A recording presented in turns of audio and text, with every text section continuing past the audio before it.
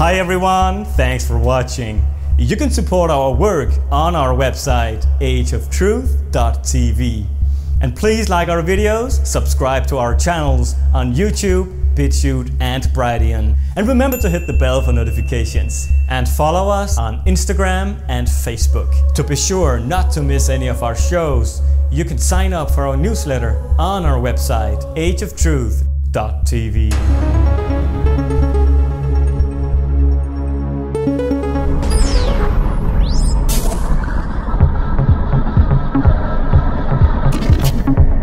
Hello. Hi, Lucas. Hi. Hi, can you hear me? Yes, very well. Hello and welcome to this edition of Age of Truth TV. I'm Lucas Alexander in Copenhagen, Denmark. It's summer 2023, and our special guest today is a Chinese translator, interpreter, and researcher who lives in Los Angeles. His mentor, the French E.T. abductee and alien experiencer, Michel Desmarquet, wrote the startling and fascinating book, Thiaoouba Prophecy, where he reveals what the Thiaooubians told him about the secret history of the world, the human race and planet Earth, and our universal connection to other ET races around the universe. He talks about that, time travel, teleportation, who built the pyramids of Giza, how to unlock the secret chambers underneath the Sphinx, and the secrets of the Bermuda Triangle. We are here to discuss that and much more with Samuel Chong.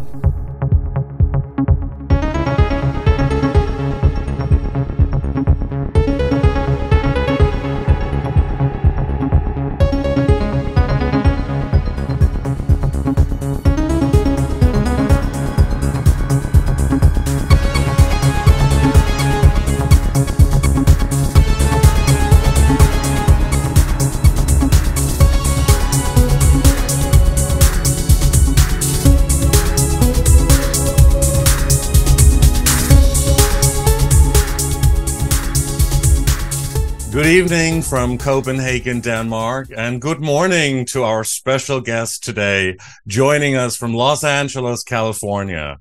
It's Samuel Chong, who is a researcher and a Chinese translator and interpreter who has a very remarkable and eye-opening story. And we're thrilled to have Samuel on today. Good morning, Samuel. How is Los Angeles? Very good. A little bit warm, but everything else is excellent. Before we go on and talk about what you're here to tell us, Samuel, talk a little bit about your background, because you're obviously from China, but you've been living in Los Angeles for 30 years? Yes, that's right. I was born in Beijing, China, and I came to the US at the age of 15. So I've been here for 30 years, and I've been working as a certified court interpreter and a Chinese translator, mostly working with doctors, lawyers, and also professionals.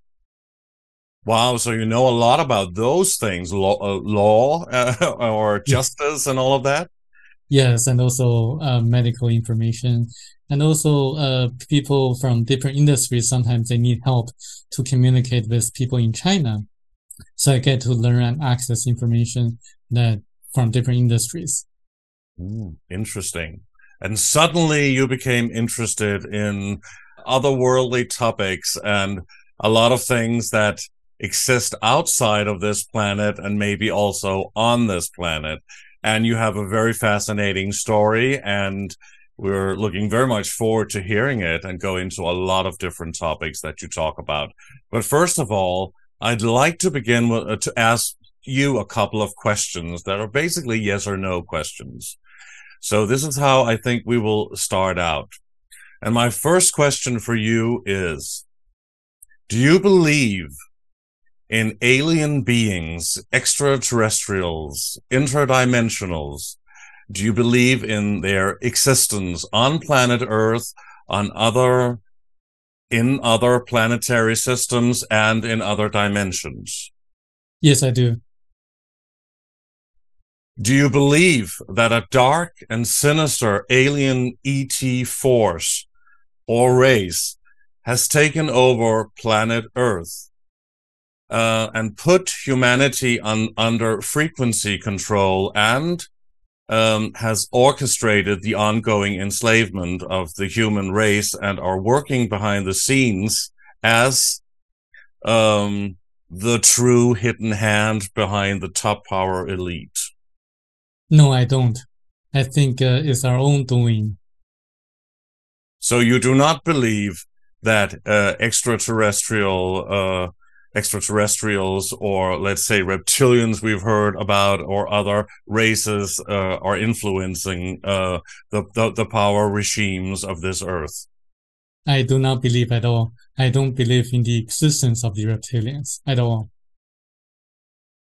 Oh, that is interesting, and let's get into that later as well. Do you believe that the dark magic spell, which we have come to believe and to see exists here on this planet, that is holding us captured, is breaking right now during these very crucial and changing times that we're in? Or are we doomed as a race on this planet with all of this horror we see? The future depends on our actions. The future is changeable. It really depends how we respond to the challenges we are now facing. That's also interesting to go into. The fifth question: do you think you have now found the answer to who built the Great Pyramids in Giza in Egypt? Yes, I do. Number 6, and let's say this is the final one for now. Do you think you now for sure know what the Bermuda Triangle really is and what happens there and how or why it was created, if it was created? Yes, I do. Right. So, obviously, here's a lot already. We kind of laid the foundation a little bit. And then we want to talk about somebody who became like a mentor for you. He was a French author and researcher or experiencer, I think. He was a UFO abductee, right? His name was Michel Desmarquet. I think I pronounced that correctly, or you must correct me. And he was quite an elusive man, wasn't he? I mean, he was a man who did not want to actually have any public attention, but yet he wrote a book, a very profound and crucial book, and you found that book particularly interesting. So please, Samuel, take it away a little bit. Tell the audience your journey there that will lead us into all of these outrageous and fascinating topics. Well, it actually started when I was young. I was always fascinated by space and also ETs, because in my subconscious mind, I was thinking if the ETs could come and visit us, they must have advanced technologies and advanced knowledge. We can just learn from them and to progress at a much faster pace. We wouldn't have to go through all the hurdles, obstacles that we have to encounter. We can just get their knowledge to advance ourselves. So in my subconscious mind, I was always looking for books written by ET contactees, hoping to find as much information as possible from the messages that they try to convey to us or send us. So back in 2014, I finally found this one book that contains all the solutions or the answers that I've been wondering about since I was young, such as what you just asked me: who built the Great Pyramid, for what purposes, what happens in the Bermuda Triangle. Because in my mind, if the ETs really have advanced knowledge, they must be able to provide us with a logical, plausible, and possible answer for all the mysteries and the paranormals on Earth, such as the Great Pyramid, the stories in the Bible, the human energy field, and also our current political system and our problems and how to respond, how to solve our problems in the future. So this book covers everything, and it's actually the Bible that I've been trying to spread the messages to as many people as possible, because it also talks about the stories and the inconsistencies in the Bible. So please mention the book that you call the Bible. How controversial, huh? Yes. Talk a little bit about this man. How did you even find this book? What's it called? It's called the Thiaoouba Prophecy. And originally it was titled Abduction to the Ninth Planet. I found it on Amazon back in 2014. I was so fascinated by its content, and I decided to track the author down because in the postscript it says there are more incredible things that he was not allowed to write in the book because we were far from understanding them. To me, the content of the book is already incredible enough. I was very curious what's more incredible about it that he wasn't permitted to write about it. Certainly, and we are also fascinated to hear if you can tell us a little bit about that as well, all of the things that he could not reveal. But when you saw this book on Amazon in 2014, why did you feel attracted to that? I mean, you can only read so much in the description of what the content is. I mean, there are many books on UFOs and extraterrestrial existence and people's experiences and what have you.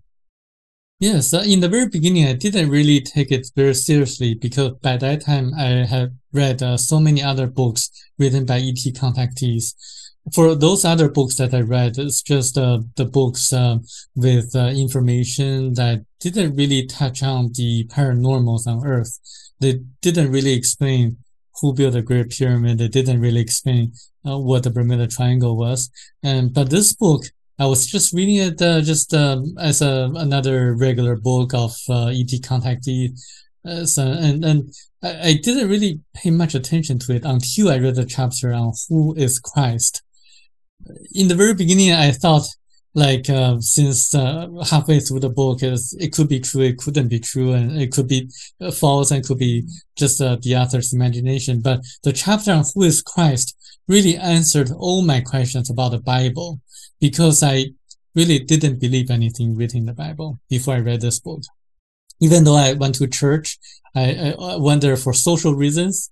I thought the Christians were just hypocrites and they had no foundations, and Christ didn't really perform and couldn't perform the miracles because it's just too good to be true.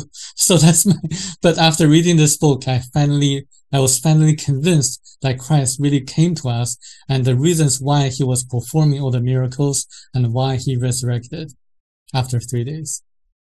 Well, there are many people who are religious and are quite hypocritical. We know that, but there are also people who are true believers, and there are so many different ways of interpreting different religions and even Christianity. I mean, there are so many ways to believe in that and also to interpret the Bible. So why did you think that Michel Desmarquet was truthful or real in how he interpreted it? And just before you answer that one, please, I have another question, which probably we need to ask you because you're Chinese, you're from China, and they're not religious, and you came from a communist regime, right? So did you become a Christian when you came to America, to Los Angeles? Well, first question. I was, and I'm still convinced that Michel Desmarquet wrote down what he actually personally experienced because the book contains specific verifiable information and facts that I could prove and later did a lot of investigations. The book was written back in 1989 and the event took place in 1987 and he got it published in 1993. But the book talks about a lot of different things that people can verify and prove. For example, it talks about blue light. The ETs disinfected him using yellow light and blue light. And we now know that by a study of Harvard Medical School, certain wavelengths of blue light do have antibacterial, antiviral effects. And just a few years ago, there's another study that showed that yellow light has antibacterial effects as well. And also the book talks about the tomb of Jesus Christ in Shingo Village, Japan. And people can just look it up on the internet and find out what that is and how the Japanese interpreted how Jesus went to Japan and who died there. And so there are also a lot of interesting facts that can be proven, such as Project Westward that the U.S. government launched in the 1960s, sending hundreds of millions of needles into space in order to improve the telecommunication signals back then. And then the mission failed, the project failed, and the book explains why the project failed. It also explains why Germany during World War II was far more advanced in terms of developing the atomic bomb, but why the U.S. government was ahead of Germany in deploying the bombs into Japan. So this book has a lot of specific verifiable evidence, and I think it's so detailed that it just cannot come from imagination. And back to your second question, yes, I did come from China, and I grew up in China until the age of 15. And I came to the US, and for social reasons, I joined the church, but I didn't believe in a single word that the pastor said. I thought they're just preaching something that they just being hypocritical, and the religion, the Christian religion, made no sense to me. It's just nonsense. But after reading this book, it gives me a different interpretation in the sense that we should grow spiritually, focus on our spiritual development, but not the religious nonsense that the pastors and the organized religions try to impose on us. We should follow the teaching of Christ, but not follow a specific religion or any of the nonsense that the pastors try to preach, or even the Catholic religion as well. So religion is very different from spirituality, and we can connect to God directly on our own by praying, or by having a meditation, or just by having a good night of sleep. We don't need to go through intermediary agency like the religious organizations, because they try to distort the original meanings of the ancient scriptures to their advantage, when in fact we can connect to God directly on our own. Because when God created every one of us, it inserted a tiny portion of itself to each of our astral bodies. We are part of God, and God is part of us. It even says in the Bible, the kingdom of God is within you. So we don't need to follow any religious leaders at all. But don't you think that all religions are equal, and it's actually all the same? It's just they have just man who created possibly all of these scriptures, and are structured in a certain way, and wrote a lot of it in, well, symbolism and in code in a way. Don't you think they used the Hegelian dialectic, divide and conquer, to create different religions? Some were Christian, some were Muslims, some were Jews, Hindus, and Buddhists, and what have you. But basically, it's all a lot of the same, and the same that then there's that prophet and that prophet and that prophet. But what if it's the same prophet? Some religions call him Jesus, or Jeshua, or Jehovah, or whatever, and some call him Muhammad or Buddha, or whatever you believe in. I agree. In fact, according to the ETs, who are advanced and compassionate and loving people, religion is one of the four main dangers on Earth, the real dangers on Earth. Number 1 being money, number 2 politicians, number 3 journalists and drugs, number 4 religions. So religion is actually number 4, the real dangers on Earth. So I think religion is really a curse. Yeah, you really summed it up quite well right there, right? With all of the things that we are dictated by and indoctrinated by all the time since we were born on this planet. It is collective mind control, right? That they're using on the population. Yes, I remember this book was written back in 1989, and the information according to Michel Desmarquet comes from the ETs, the extraterrestrials, who have been guiding us and trying to help us throughout history. So I think this book has to be taken very seriously. But a lot of UFO researchers and experiencers or abductees, and I've had a lot of them on my show here and on Age of Truth TV for many years, and also spoken to a lot privately, they all say or claim to have the truth because of what they experience themselves. And a lot of these experiences are very different, and they talk about different races, and they come from that race, and they are the ones who are going to help Earth, and there's the Galactic Federation of Light, and soon they'll come, but nothing happens. And what we see here is quite dark and satanic, and we also know that the top elitists are practicing Satanism and are putting this dark spell on humanity. Our pineal gland is calcified, and our true actual human powers have been diminished to an almost standstill. So, I mean, it's a lot we're going through, and now we're facing this great reset that may or may not actually also be a good thing, at least so that the old system could be taken away and we could go back to the real source soul power that we have within, that is connected to what you also, I'm sure, call God. You know, I work with a lot of lawyers and doctors, and I need specific verifiable information and facts that can be proven.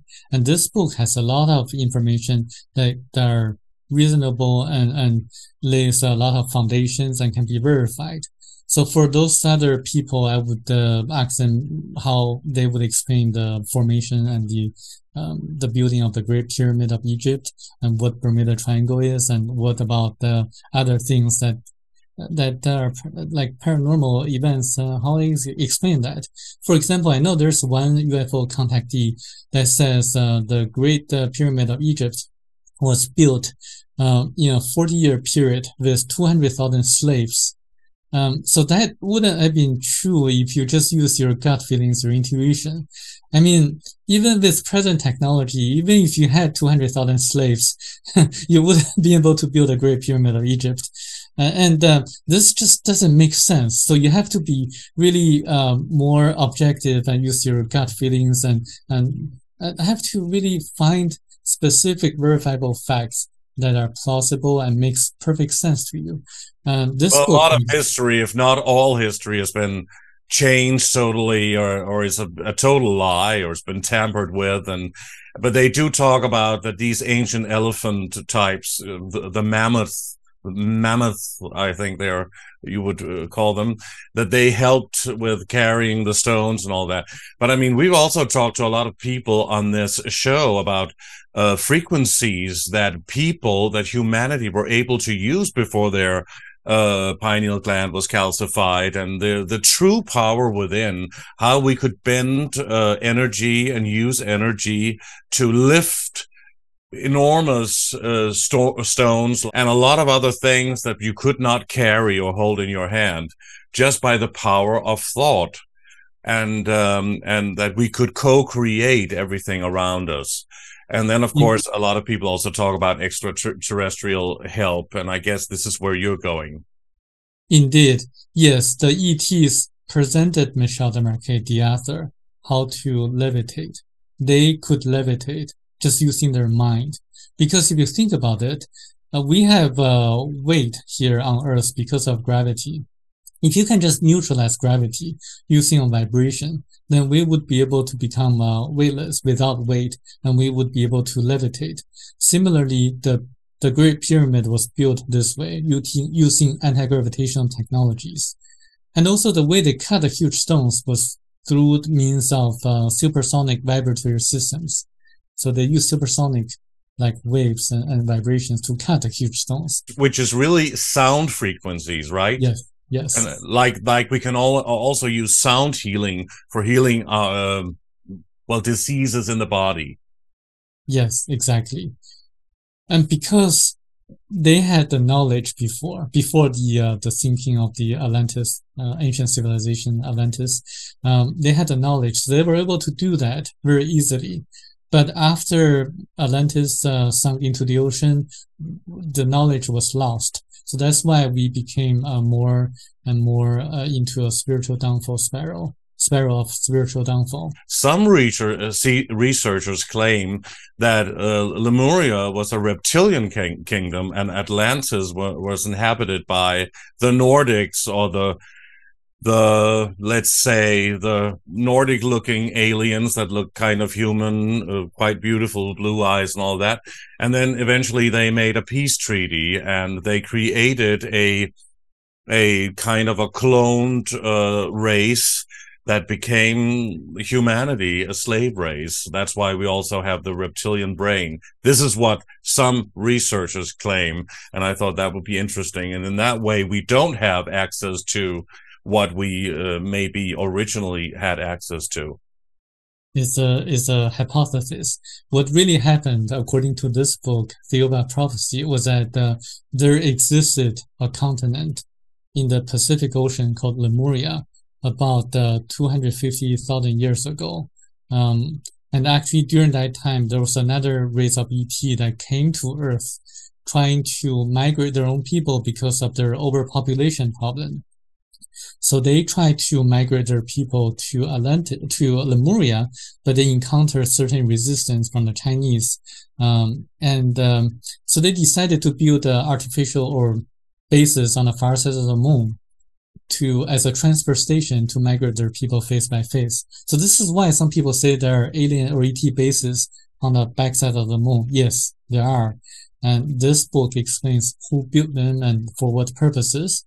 And those group of ETs, they had advanced technologies and knowledge. So they were able to build a pyramid that's 3 times as large as the pyramid in Egypt.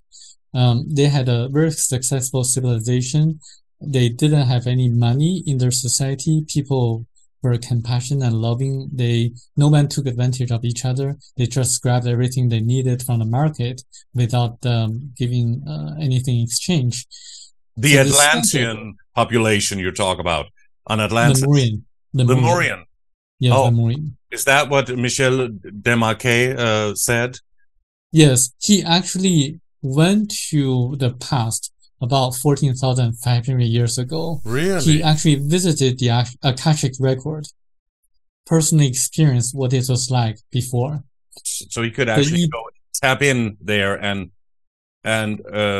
get a download, or could he actually go to that place physically, time traveling? The ETs took him to inside the Akashic record, like a time traveling. But what happens is that when he traveled back in time, he was actually going inside the Akashic record, his actual body. Not his physical body, but his astral body, traveling back in time. What he experienced was like a holographic film. He could feel everything and he could experience everything, but he couldn't change anything. He could touch the people, but he couldn't really communicate with the people back then. So it's like a holographic projection for him. But aren't we in a holographic projection in a way, Samuel, do you think? A sophisticated holographic projection, like a computer game, just way more sophisticated. In a sense, yes, but we have our real life experiences here. We can touch, we can feel, we can do everything, personally experience everything. Is that not also a simulation? Well, we are kind of like a simulation of our astral body with our physical body of worldly events. In a sense, we are in a simulated environment, but there are real simulation, holographic simulations as well for people who claim that they visited the moon and were enslaved by a lot of military people, and those could be a holographic simulation experience. Yeah, or the planes that crashed into the Twin Towers, for example.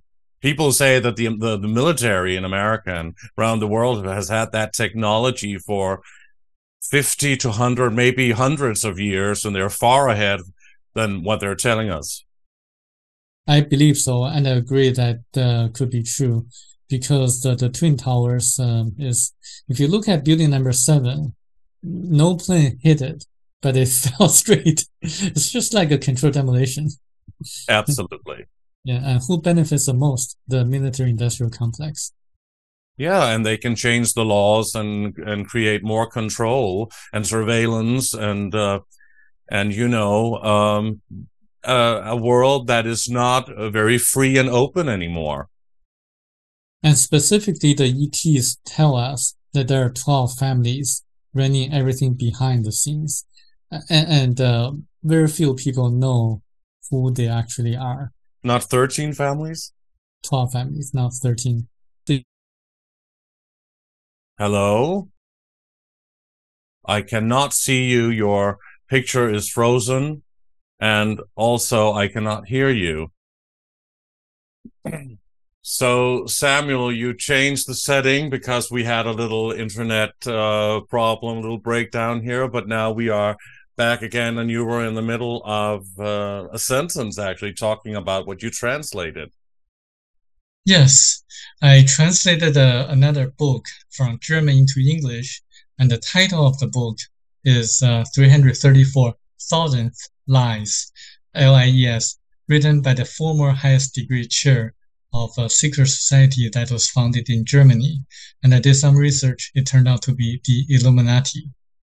This book was written in the late 90s, so it was the former highest degree chair. And after he wrote the book, he disappeared.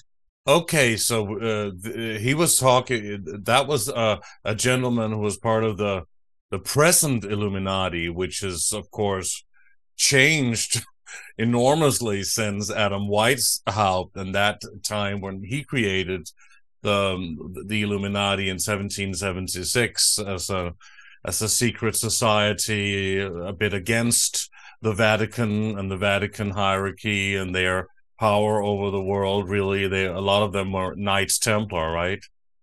Yes, and a lot of people suspect that there were influences from the reptilians to the Illuminati.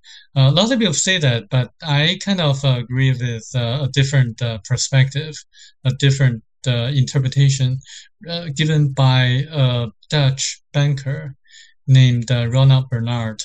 He says that he knew about the stories about the reptilians, but he believed that it's just because of the psychic powers of the high degree chairs and high degree members of the Illuminati had, that made people believe that they had supernatural powers, that they came from the reptilians. But in fact, because they had supernatural powers, they had the psychic powers to, for example, to make a person suddenly die just using their mind. People kind of imagine that is kind of an evil reptilians doing, but actually it is not. It is our own doing. But how do we know that? Ronald Bernard, whom I know, of course, he was never privy to go to that level. I mean, he was invited in to do a certain amount of things in the beginning on a low level, really, and then he was going higher. I mean, he was not at all exposed to the reptilian and the shape-shifting and everything we've heard from a lot of researchers, not just David Icke. A lot of people are talking about it also in UFO circles. It's very well known, and also within the elite structure. So, I mean, and why would, and also maybe he would not be one to even talk about that when he wanted to talk about what they were actually inviting him into, which would be child sacrifice, maybe, or something rather satanic. So, I mean, he probably doesn't know anything about the reptilians. When a person has a tremendous amount of psychic powers, the person can shapeshift, as Christ did in the Bible. And also the ETs in the book Thiaoouba Prophecy, they can also shapeshift as well. They can shrink their body. They can also levitate and also materialize objects.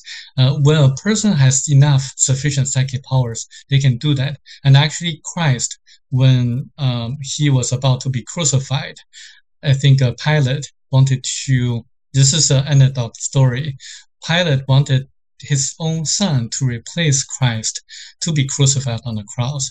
And then Christ came to him and said that if I really wanted to get out of it, I could. And he performed another miracle, shapeshifting himself to a different person.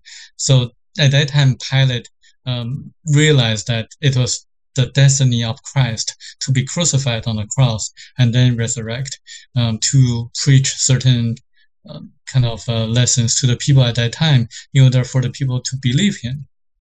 So that's why Pilate agreed to have Christ to be crucified. So when people have certain psychic powers, they can do a lot of things that we cannot even imagine. But the ETs have psychic powers. I mean, they have a whole other level of developed and evolved psychic powers and abilities that we cannot even comprehend. That's what we hear, at least, and what I've been told by a lot of UFO and alien researchers. And so if they can do that and cloak themselves and transform and shapeshift, and if we hear there are so many different races, probably as many races as there are living beings on this planet. I mean, a lot of different researchers talk about different numbers of species. Some say there are 22 different alien types, or 50 or 500. Oh, somebody is in the back looking in. It's my mother. Oh, your mother. Oh, how sweet. Okay. I just suddenly saw it in the mirror. It was kind of, it was a little bit of a David Lynch moment there. And it's opening again. It's opening again. I know. That's my mother. It's, no, not her, but. It must be the ghost of your mother. Look. 把这门关上好。对，我再开会。不要紧，不用，这都能看得到，很清楚的。你就关上就好了。对。Oh, there she is. And you speaking Chinese. How nice. Yes. You can be assured I don't understand a word. Anyway, so Samuel, I mean, if there are so many different species and so many ET races, there are some malevolent ones and some benevolent ones, some good ones and some evil ones. And if some of the evil ones also came to this planet, and maybe some of them were here before, a lot of people also talk about the reptilians actually came to planet Earth before it became humanity that kind of steered the whole planet.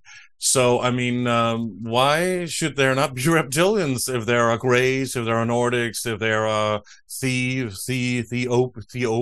or whatever, however they're called? I mean, if the ETs, for example, the reptilians, really wanted to enslave us and conquer us and to kill us, they would have done that long time ago. They wouldn't need to wait until now and present time. They have done it a long time ago. We have been enslaved for eons. Totally enslaved. That's why we don't have our powers, our psychic powers. We talked about that, being able to lift massive objects with the power of thought and using sound vibrations and whatever we possibly could. If they wanted to enslave us, they could, and they did, and now we believe it, and we even give our free will away because we believe everything they're telling us through the media and politicians and all of that, huh? And I think if you really look at history, you're going to know that there are ETs that have been trying to help us, like the destruction of the two cities, Sodom and Gomorrah, and helping Moses to lead the ancient Hebrews out of Egypt, parting the Sea of Reeds, now the Red Sea, and the birth of Jesus and the crucifixion of Christ. I think they've been helping us. And this is the reason why we haven't been on the moon or back to the moon for 50 years, because we are not ready and we were not ready. And the friendly ETs have been helping us to grow spiritually. And also, if they prevented us from going back to the moon because we were not ready, they would prevent other ETs that were kind of having malintentions to invade us and to enslave us. This goes both ways. They're afraid of us polluting the universe. They would prevent others to do damages on Earth. So this is the reason why we went to the moon 50 years ago, but we were warned off on the moon. Because if you really think about this, if you see two groups of gorillas fighting against each other in a forest in China, would you really want to invite them to your beautiful mansion and mess everything up and pollute everything? You wouldn't. Similarly, we are still having a lot of wars against each other, like Russia and Ukraine and other countries like that. And we would pollute the universe or solar system if we are allowed to explore other planets. Similarly, they would prevent other ETs from coming to us and pollute our environment and or cause harm to us. I think it goes both ways. The reptilians, in my mind, is just maybe a legend or imagination of someone just trying to create like an alter enemy in order to get more military funding or more like other agendas, or maybe just to make a story or something. It's the top elitist or the so-called Illuminati behind the banking system and the whole media, all the media outlets and all the politicians all over the world, basically. Those are the ones who are creating havoc and terror and the wars, orchestrated wars against the Hegelian dialectic, divide and conquer, which is splitting and problem, reaction, solution, so that we believe that there's an enemy all the time. This is what they always want to separate people into several camps so that they can fight each other and to divide, instead of just uniting and letting us all live together in peace. So if that's the reptilian agenda, they're doing a magnificent job. And about polluting the planet, that's also the top elitists that are doing that, even though they're accusing amazing soul beings, light beings, of doing that. So, I mean, that is again part of that massive mind control. Why could that not be the reptilians? You can call that the reptilian agenda, but I don't think it's done by the reptilians. They're done by the elitists, the financiers, the families that are behind everything. I think it's our own people, because when God created us, it gave us the free will. If we deviate from the free will, then things or bad things could happen. They're always telling you, and if you don't see it, if you don't notice it, then it can just go on and they can go about their business. But they're always telling us in one way or the other, through movies or even in written word or in the media or even right in your face. All of the politicians, all of the presidents, prime ministers, and leaders of different countries have at one point or another said, we want to implement a new world order. They said that publicly. It's on camera, it's on video, everybody can watch it. And nobody has ever heard the name. I mean, ordinary people I talk about. So, I mean, it's all out there. So if you believe it and you don't wake up, then you were actually given a choice. So that could still be part of the so-called reptilian and agenda, or other species that might also be working behind the Illuminati up there on top of the pyramid. Yes, that's possible, but I don't think those are done by the ETs. Those are done by the people from Earth or on Earth, trying to have this kind of reptilian agenda. But it is up to us to wake up. The people have a tremendous amount of power. They just don't realize it. If we have a concerted action and to use nonviolent resistance to rise up against tyranny, against the people behind the reptilian agenda, then we can do a lot of things that can make our future, a better world in the future. Actually, in this book, Thiaoouba Prophecy, it explains why and how to do it. And it gives actually a very good example that happened on a different planet, in which it only took about 4 people to make a totalitarian regime, a more democratic, more spiritual regime. 4 people protested in front of a palace, and they protested and preached about love and spirituality, and the guards killed the 4 people. A few months later, everyone woke up. They united and formed actions together and had a strike. Everything was shut down, and the government had to listen to the demands of the people, because the people did it using nonviolence. Just like what Gandhi did in India, what Dr. Martin Luther King preached. And it's because violence never pays. Napoleon tried it, and Hitler tried it, but they all failed. Even Genghis Khan tried it. Because the important thing, what really works, is the cultivation of minds and love and compassion and form a unity among all the peoples in the world. because if we don't work together, we would disintegrate. I know a lot of viewers would want me also maybe to ask this question. If everything is peace and non-violence, which of course we all want, and we all want to live in that world, but if somebody, and I'm just going to reference your dear mother who opened the door in the mirror there behind you, and I mean, if somebody came and said, "Oh, that Samuel Chong, he is stirring up things now. We're gonna take his mother and put her in a FEMA camp." Wouldn't you use violence? Wouldn't you say no? You would use any means. Well, you wouldn't just sit there and levitate and say, "Oh, take my mother. I'm going to use my psychic powers." I mean, you would be violent, wouldn't you? Do what you could to stop it. Self-defense is self-defense, but I would use it in a very peaceful manner. And also, when a person dies, the astral body leaves the physical body, and the person would have a life review process, revealing everything that happened to her lifetime and everything when she was a baby and a young teenage girl and until her passing. And she would be able to feel everything happened to her. So the soul or the astral body remains forever. So we have to look at everything from a different perspective. The book, what if the live review, Samuel, was created by the archontic forces, the archons or demons, jinn, whatever you could choose to call it, and it is in the fourth dimension, just above the third, but below the fifth dimension, and it's orchestrated and created like a physical type of manifestation that we believe is real.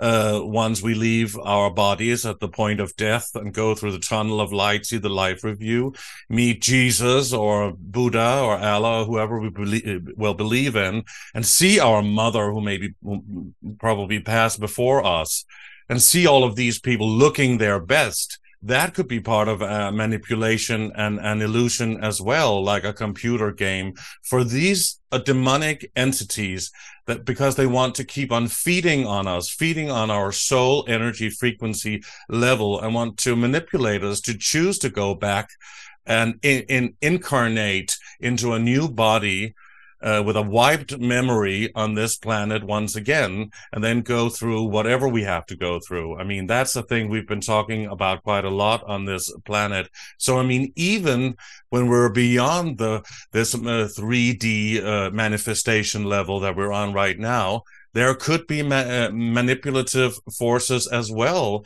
trying to seduce us to go back into some kind of confined darkness in the matrix, which could be the planet here. So this is actually why knowledge is important. We have to know how things are going right now and what kind of technologies that certain people have. I do believe that there are certain technologies that can impose holographic simulated experiences onto certain people. But in the sense of a life reveal process, this has been proven over and over again by medical doctors, by psychologists, and also by people who just study people who just have past life memories. Dr. Ian Stevenson is one example. He's an MD medical doctor in the US. Dr. Brian Weiss did a lot of hypnosis on his patients. Dr. Michael Newton is another example. So life reveal process. Lots of people had out-of-body experiences, near-death experiences, who were announced dead on the operating table, who could see themselves even going through the life review situation and then returning to the body to live on because it was not their time yet. All of that, we know this to be as much of a fact as we possibly can, believe and understand when we conclude it from so many thousands of different people from all walks of life. But what if that reality of going through that tunnel of light and seeing that live review, what if that is an orchestrated manipulated realm in the fourth dimension that souls go to when they leave the body, created by the archons, the demons? I tend to think this is a natural phenomenon. Everyone has to go through this process, this life review process, in order to evaluate how the person did in his or her lifetime, and then what kind of spiritual lessons to learn in the next lifetime when he or she reincarnates again. If it's a manipulative process, then it would have required a tremendous amount of technology and manpower to project certain holographic experiences to so many people. I don't think that would be possible for us to do that, and I don't think that's. But then you're talking in terms of limitation that we have. It has to be man-made. It's not man-made. It's something way beyond that. I mean, it's a force in the universe, and it may be way below what you call God, because if it's the archons who are creating this in order to deceive the souls, just as we are deceived on this planet, to go back to this planet to have another lifetime with a wiped memory. Why can't we remember our past lifetimes? I mean, some people can, and we go through regression and all that, but we can't remember it. Oh, we have to evolve to become better and better and better. But we've talked a lot about this on the show. Some researchers in recent years have said you should not go into the tunnel of light and see the life review. You should turn around, look out to the darkness of the universe, and claim who you are. Understand that you're free, and decide for yourself where you want to go through to another planetary system, or maybe back to source, which is God. That's just one interpretation we've discussed a lot.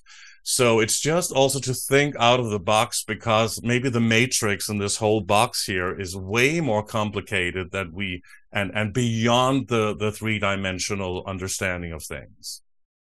And this book, Thiaoouba Prophecy, explains the processes of going to the source, and explains that there are certain universal laws and rules that we have to abide with. We are currently living on Category 1 planet, the lowest category in the universe. We have to evolve spiritually to a certain point in order to move up the ladder to a Category 2 planet. It goes to up to Category 9 planet, and after that will be the source, the creator of the universe, the great ether. So we have to go through the process gradually, step by step, in order to be able to reach to what some people would call a paradise. And we do have free will. We can decide where to go after we die, whether on another planet or back to Earth. But there are certain rules. This is why they chose Michel Desmarquet to go to Thiaoouba, a Category 9 planet.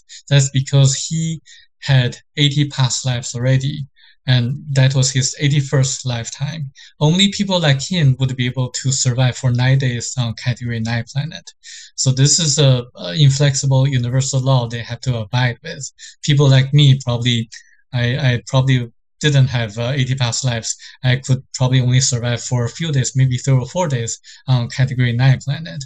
So this book explains... In order to understand you properly, so he went to this planet, and he was there for 80 lifetimes, or did you just have 80 lifetimes in total, he was told? And he could survive there in a different type of environment or air? Is that what you talk about? Well, before he went to the planet, he already had 80 past lives on different planets. So back then, he was on his 81st lifetime. So they chose him because he was like an old soul who had so many past lives already, so that he could survive for 9 days on Category 9 planet. So this is why they chose him, not the other people, because other people wouldn't have survived for 9 days on their planet.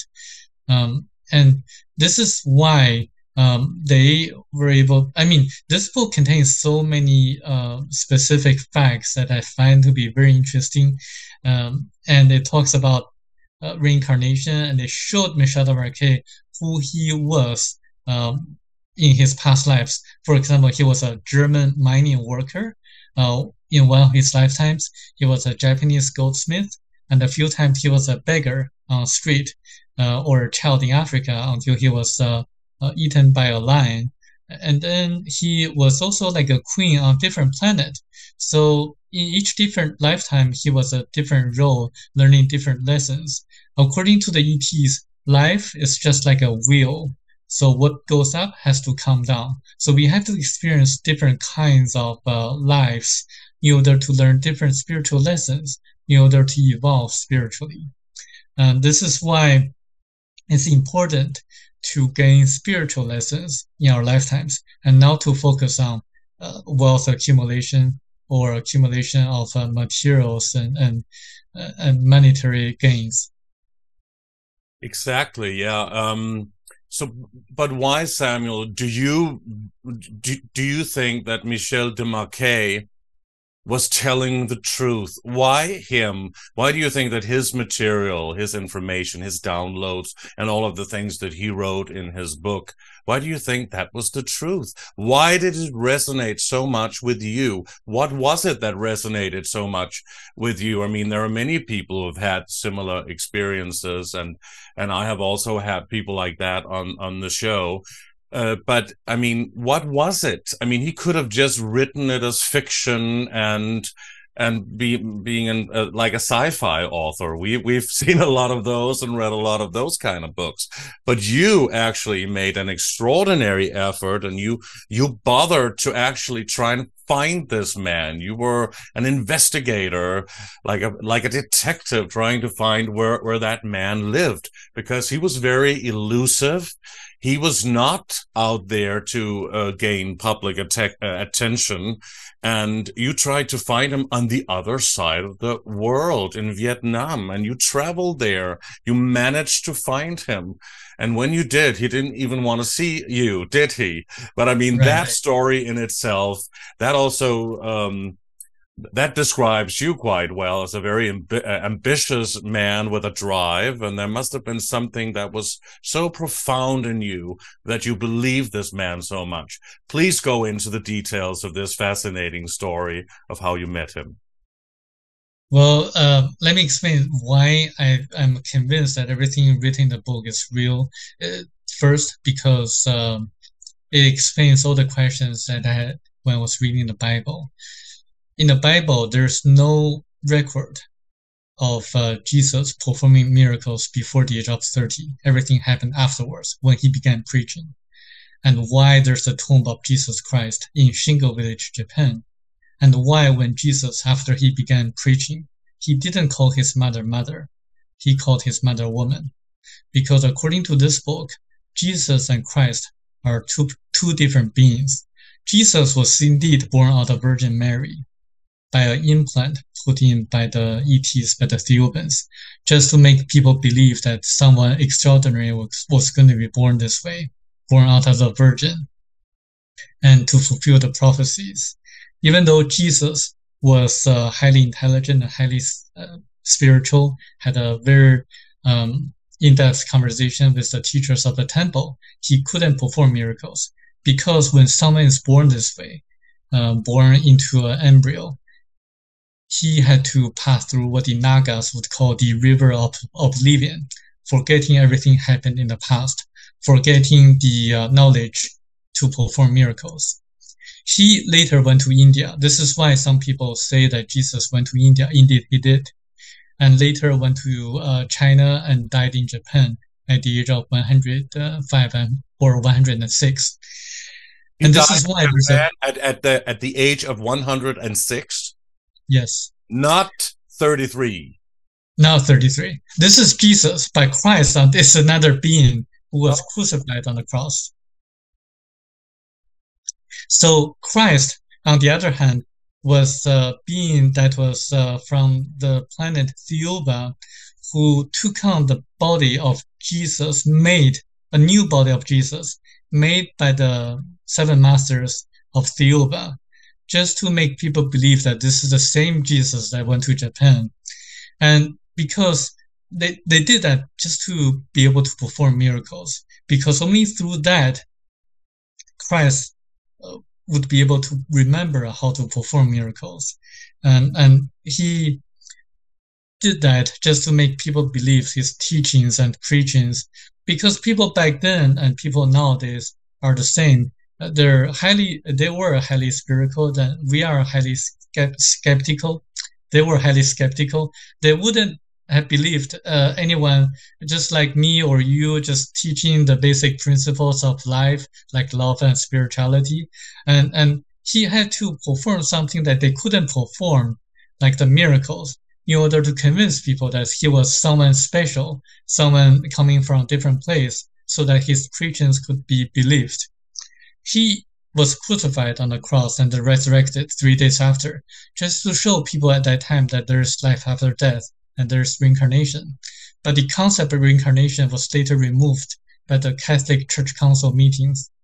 And this book specifically named the 4 Catholic Church Council meetings that intentionally distorted the original meanings of the ancient scriptures. And this is why it so convinced me, because it's so specific, so detailed that people can look it up and can do a lot of research and investigations on the credibilities of the facts stated in the book.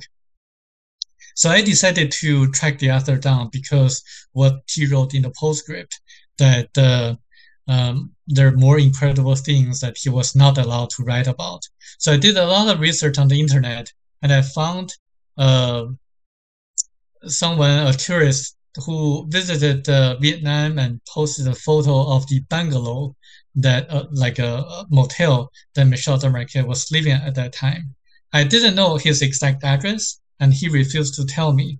So what I did was that I printed that photo out, the photo of the bungalow out, and I flew to Vietnam, and I showed to the taxi driver that picture, and asked the taxi driver to give it a try to find Michel Desmarquet, that bungalow.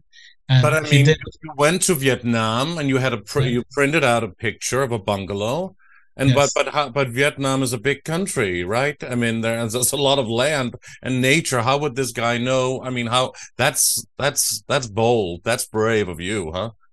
Yes, I knew which city he was living in. It was called Phu Quoc City. Okay. And then I landed on Phu Quoc Island, and then I showed the picture to the taxi driver, and then I found Michel Desmarquet. So he knew where that bungalow was, and did that taxi driver also know Michel Desmarquet? The taxi driver didn't know him, but the taxi driver said to me that he would give it a try and to find where the bungalow would be likely to be at. So he gave it a try, and then he found it.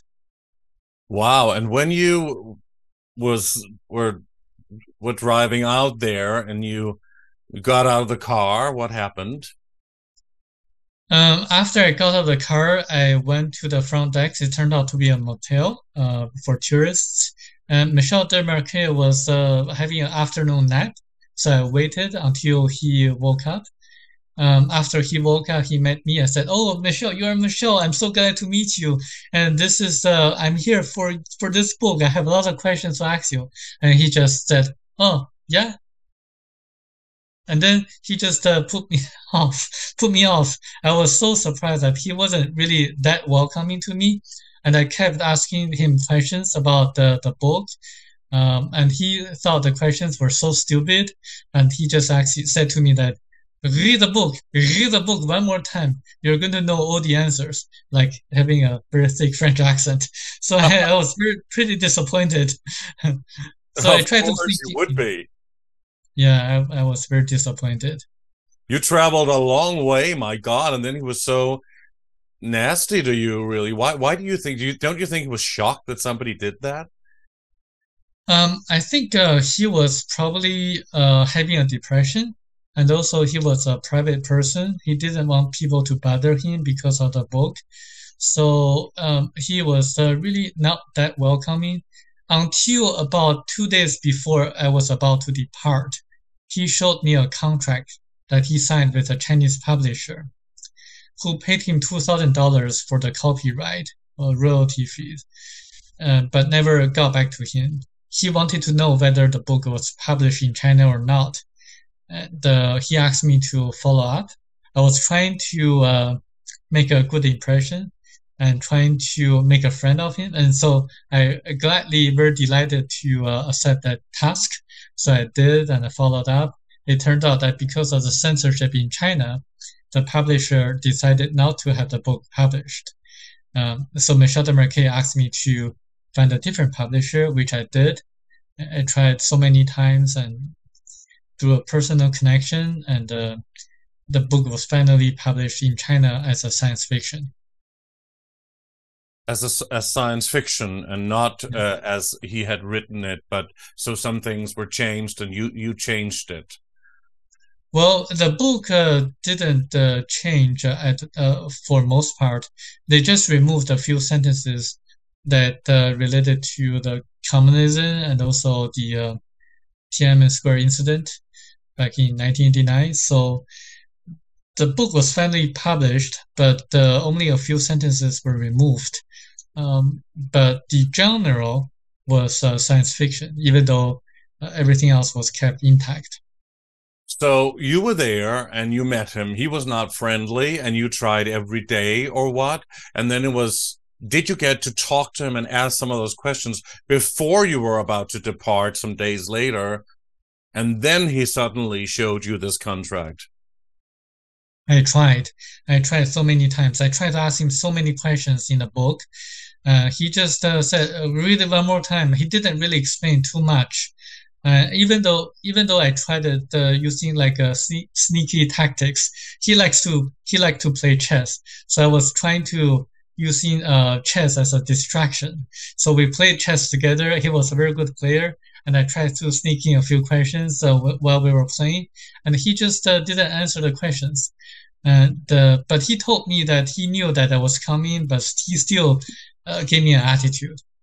So he knew you were coming, he said, but I mean, did you sense that he was truthful, that he was speaking the truth, that he was real, that he was honest, also about the information?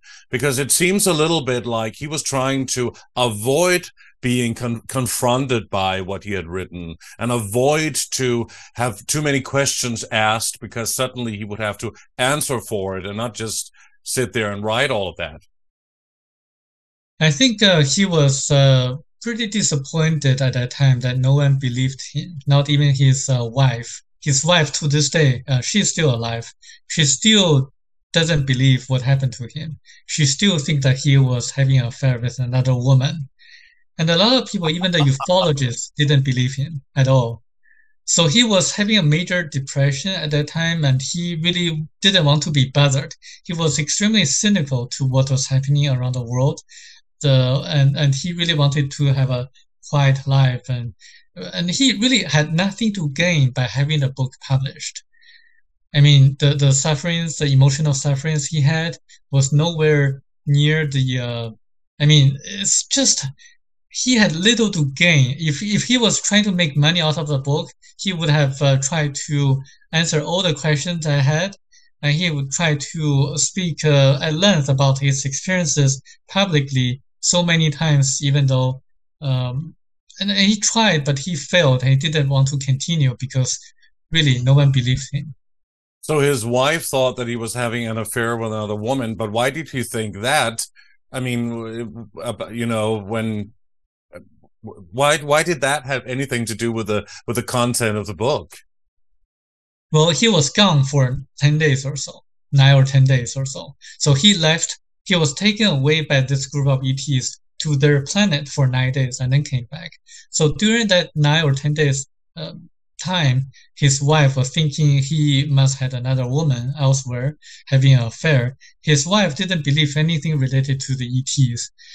His daughter didn't believe it and still doesn't believe it, but his son, Peter Desmarquet, believes it. So some people believed him, but most people didn't. Okay, but do you think it could have been that he was a little bit psychologically unstable, to say it mildly, and then maybe was on drugs and had been away partying with people for 9 days or something? I mean, a lot of people have taken drugs and LSD and acid, whatever, mind expanding mushrooms, and then suddenly even ayahuasca, obviously, which a lot of people called plant medicine. I mean, and then they'll get a download, then they'll see and open their minds to incredible things. That's what we've heard a lot. Could that have happened to him? I don't think that could have happened to him because there are so many specific verifiable facts that he couldn't have known before. He wrote a book in 1989 before the age of the internet, and the event took place in 1987. And like when he wrote a book in 1989 in Australia, which was lag behind the US in terms of the internet, he couldn't have known, he couldn't have searched the internet or Yahoo or Google for that matter. Google didn't exist at that time. But there's so many details that we now can verify. For example, the tomb of Jesus Christ in Shingo Village, Japan. He never traveled to Japan. How could he have known that? Many people nowadays still don't know about it, unless you search on the internet. And there are so many things like the antibacterial, antiviral effects of yellow light and blue light. No one could have known that. And he was just a landscaper in Australia. He didn't know how to use computer. He didn't know how to type, for that matter. Every email we communicated was actually dictated by him, and his Vietnamese niece typed out for him and sent it to me. He didn't know how to use technology at all. He wouldn't have so much knowledge and imagination to write such a book with so many details. For example, it talks about what happened to Earth 1.35 million years ago. He wrote about where Australia was at that time, where Antarctica was at that time. So it incorporated the continental drift. If you know what I mean, if you study geology or ancient history, you know that the continents drifted or shifted locations gradually. How would he have known that? And also it talks about when the ETs were traveling, they used antimatter guns to destroy the space dust or the small asteroids. So a science fiction writer wouldn't have noticed such details. When you are traveling at so fast a speed, even a minuscule stone or space dust would destroy the entire spacecraft. So the ETs use antimatter. Not if it's built very solid. I mean, we saw that in Star Wars, didn't we? And they also blasted some of those in that asteroid belt there, but some hit the craft. And I mean, not the bigger rocks. So I mean, we have seen that in films, and they were even done in the late 70s. But we are talking about the antimatter guns around the spacecraft, not just shooting the asteroids or in far places, but this is around spacecraft. When they're traveling at so fast a speed, they have to protect themselves, destroying the space dust that they may encounter. They also talk about so many other details, such as reincarnation, such as time machine. So this is something that Michel Desmarquet was informed. A lot of UFO researchers say that most alien beings, they can just travel from one point of the galaxy to the other in no time, just by choosing where to go, and that means they can travel through matter, and let's say matter dissolves in a way, and they can manipulate matter. It is true, but only in deep space. So what they're describing, what Michel Desmarquet described, how they're able to travel at to far distances in such a short time, is that the Thiaooubians travel at a speed a few times faster than the speed of light into deep space first.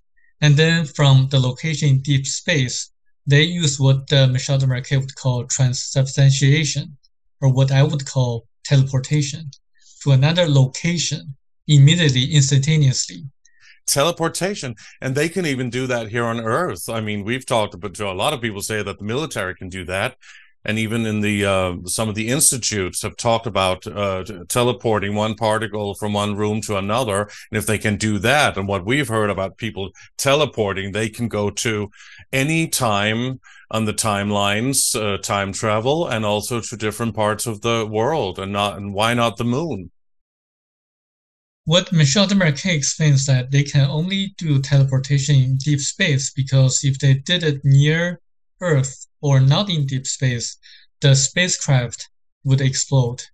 So for some reason, by physical kind of explanations, physics, and they can do that by vibrating the matter or the spacecraft into at the speed of light, so that the spacecraft disappears when that happens, and then they would shift or teleport the spacecraft, which we cannot see at that moment of time because it's vibrating at the speed of light, into another location, and then we slow down the vibrations, and then it would reappear as matter, as a spacecraft.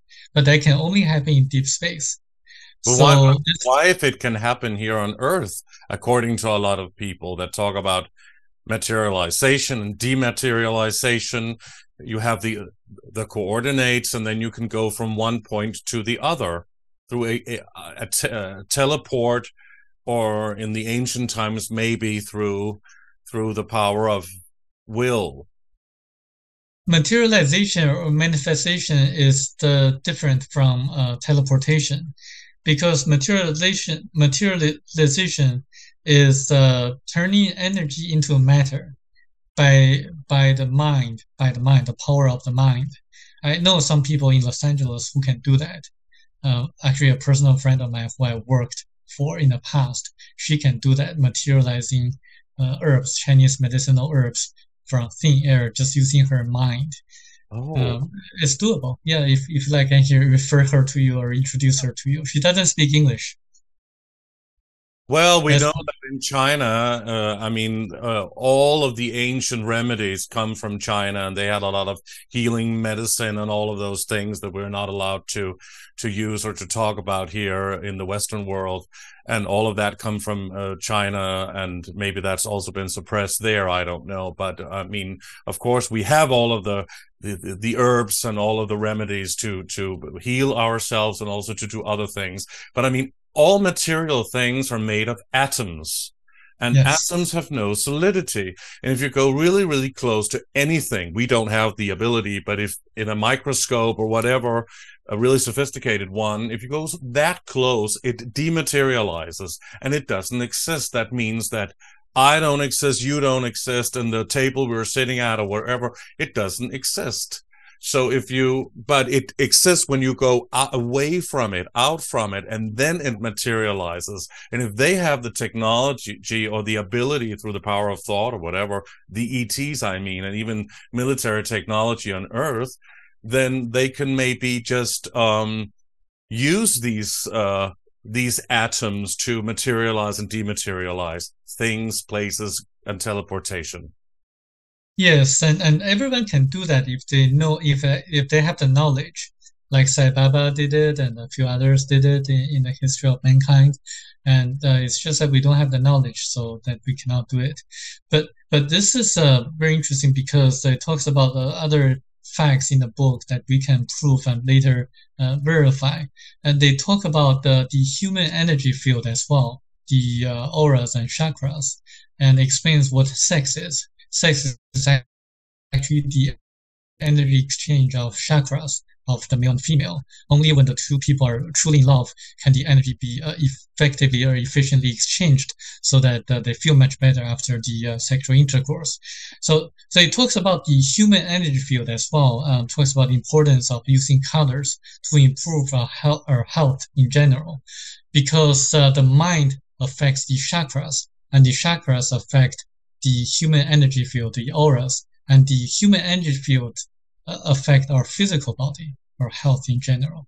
So I'm sure you know, some people can see auras, like former NASA scientist Barbara Brennan, and she wrote a book, Hands of Light, and that's a proof. So a lot of information and facts, as written in the book, can be proven by people nowadays, especially when we talk about the artificial structures on the far side of the moon and the ancient lives on Mars. And yes, indeed, there were life forms on Mars about 1.35 million years ago. But Mars is a dead planet now because the core has cooled down. When the core of a planet... A lot of people say that Mars is massively populated now, and has been for a long time. And they were teleporting people there since, I don't know, for a long time, but some time travelers have talked about them experiencing that since the late 70s. A lawyer in San Francisco even talked about seeing Obama there, but way before he became president. That's right. A lot of people claim that and say that without any specific verifiable proof or evidence about that. But On how the did other hand, Michel Desmarquet have verifiable proofs that Mars is no longer populated? because he was informed by the Thiaooubians about this fact, and also a lot of other facts that we can prove. There's a person named Shane Sedore, Sedore. He was a former member of the Illuminati, and he has a theory, a very interesting theory or hypothesis, that what the super soldiers claimed, that they had the secret space program experiences, was actually a holographic simulation that his connections had a long time ago, a few decades ago. So they superimpose this kind of holographic experiences onto those people who claim that they were super soldiers on Mars and on the moon or on a different planet. So I think his theory is quite interesting, because if we really look at the evidence, modern scientific evidence, there are no people on Mars right now. This is why Elon Musk wants to go to Mars and try to move people there. And I think that time traveler was part of a military project, a program with his father. He claims to have been there and to have seen it himself. Well, what about the fact that the astronomers haven't seen any activities on Mars, or like, we have to look at evidence. Yeah, but then you're talking about NASA, never a straight answer. I mean, which could be an absolute, complete psyop, and who doesn't, maybe is not at all what they claim to be. Maybe they haven't. I mean, some people even talk about they haven't even been in space. And then there's the flat Earth theory, which makes it impossible to go into space in that way. What are your thoughts on that? Well, if you really go to space, for example, I think Richard Branson, Sir Richard Branson from the UK, he who lives in Necker Island, the BVI, he went to space and he saw Earth was round. And a lot of other people actually... He's highly elitist, Richard Branson. He is high up there in the hierarchies. How can we believe that? Those people who are allowed to speak very publicly, massively, and get a lot of exposure, we must always have skepticism there to what they're saying if they are part of the overall official narrative, which also ties into implementing a new world order. If you don't believe Richard Branson, you and I, if we go on a plane and fly to New York or maybe New Zealand, we look at the window from the plane, look out the window from the plane, and the Earth is round. It's indeed it's round. It's not like a flat. We see it. It's our personal experience. So I think we have to respect. I have also seen that, and I have also seen it, and I've taken pictures out of the window. But flat Earth researchers are explaining how that is and how that window is round and makes a different projection and all of that. We've also had several flat Earth researchers on the show talking about their claims and how it all fits together from that point of view. But now you're, of course, representing Michel Desmarquet, and he had a lot of things to say about his experiences and what he had, the information he got from the Thiaooubians, the Thiaooubians, right? That people on, is that a planet? Thiaoouba. It is a planet, and Michel Desmarquet calls it the golden planet, because as they approached the planet, he saw a golden mist surrounding the planet. Very beautiful, very shiny. And once he landed on the planet, he saw a lot of bright lights and colors. So bright and so kind of vibrant that he had to wear sunglasses, like a facial mask, filtering out the lights and the colors. Otherwise, he would have been drunken by the colors. And he had to be cautious when moving around on the planet because the gravity was lighter than on Earth.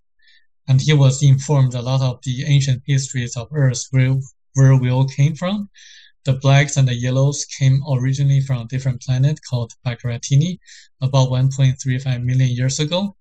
And the Caucasians came later, and the Polynesian ancestors came from Arimo X3 about 250,000 years ago. And the Jewish people came the latest, about 12,000 years ago, from a planet of a different category. The Jewish people you talk about, you just mentioned there, they came later, and they are a different race, you say. It's not a mixture of the Arabian or Arabic race, or I guess that's what you would call them, right? Or and the Caucasian race. It could be some kind of a mixture of that, couldn't it? They're different people from different category of planet.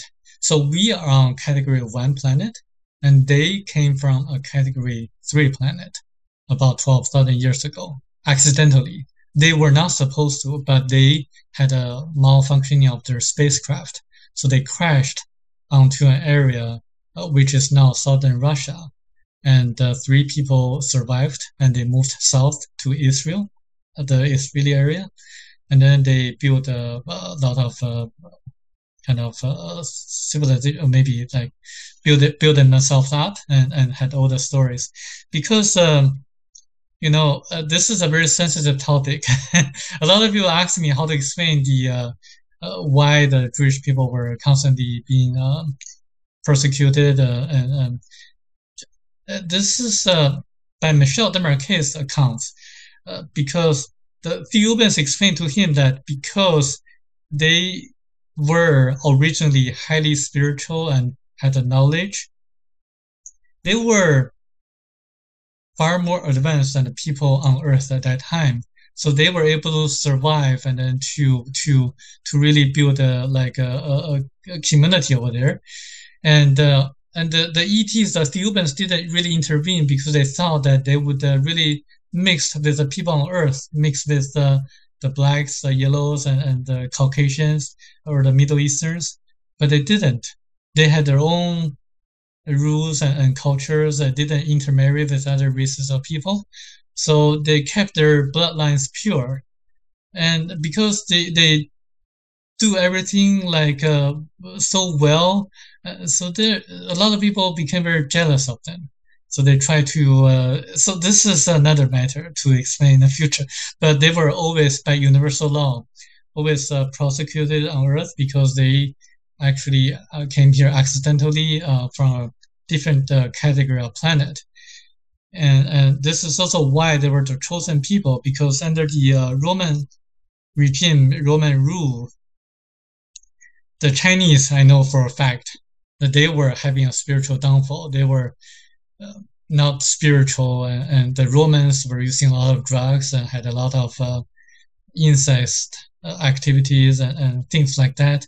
The only people on Earth at that time, about 2,000 years ago, or maybe a long time ago, were the Jewish people who were spiritual, and the Thiaooubians thought that it would be really sad to for the Jewish people to be led into this kind of spiritual downfall, or into this kind of a mad place. But all of what you're saying is exactly buying into the Illuminati top elitist rule and their takeover on this planet, and why the planet is being steered by that particular race. I can assure you that the top families, the 12 families, are not all Jewish. There may be some Jewish families, but not all of them are Jewish. I can tell you. Probably most of them, like the Rothschilds and the Rockefellers, and probably a lot of the other ones as well that we know of, obviously. I can assure you the Jewish people are scapegoat. They are not all the top families in the world. I mean, there may be one, maybe half, but not all. I think they're just my personal. But they are running the banking system, and they are running the media, and they are running Hollywood, and they are running the political top posts as well. What about the Morgan family? They're not Jewish at all, and they're half of the financial empires in the U.S. And the Morgan family and the Rockefeller. J.P. Morgan, obviously. Yeah, I don't know where that bloodline comes from, but they're of course also part of the Illuminati, and maybe there are several. But we know what's going on in the world, and that's not the Jewish people who are behind it. The Jewish people are not behind what is going on. That's the Zionists, right? Right.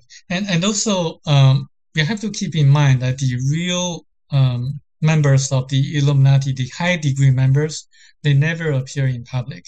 They run everything behind the scenes. We don't know who they are, and they don't name names. Ronald Bernard doesn't name names. Even the author of the book that I translated didn't name names at all. So this is kind of like Ronald Bernard is not high up in the hierarchy. I mean, but there are people who are really going in depth and naming all of who they can possibly name, but a lot of them do say that the top ones we never see, and we don't really know who they are. I agree, but they're just real people like us. They have supernatural powers or super psychic abilities, as described in the book 334. Or maybe they're alien species, like you say the Jewish people are, and the black people are, and the Asian people are, and the Caucasians are. So we are all alien beings from other planets. So we are all aliens, huh? If you talk like then yes, we are all from different planets. But what I'm talking about is that the reptilians are probably just a fictional legend that people try to. I just don't understand that. I've spoken to several UFO researchers, and of course, most of them talk about the reptilians, but there are some who just do not want to talk about the reptilians specifically. They're going to mention all of the other ones, but not that one. It's like they're trying to, don't want to go too deep into what is actually going on this planet with the implementation of the New World Order. That they don't really want to talk about. Because they don't exist at all. The reptilians are just an imagination by certain people just to make a story out of it. How do you know if you know that the other aliens exist? There are different species of ETs on different planets for sure. And they all How do we know that, Samuel? Michel Desmarquet saw personally the different ETs being displayed in a golden doko on the planet Thiaoouba. And do you believe that blindly? And why don't you believe in reptilians or insectoids, or maybe you do believe in insectoids, or the praying mantis type aliens that they say are highly evolved and probably even meaner than the reptilians? Because if they're saying that the reptilians are mean and evil and trying to destroy people on Earth or enslave people on Earth, then that would not have been possible, because we are enslaved. But that's the whole thing. We are enslaved. They're just enslaved. Comfortable for us, the slaves in the Western world, whereas on the lower the lower part of the globe, if we talk in those terms, they are the poor ones. Maybe not Australia, but let's say Africa and India and many places in Asia, obviously, as you would know, and in South America. All of them are kept kind of in poverty.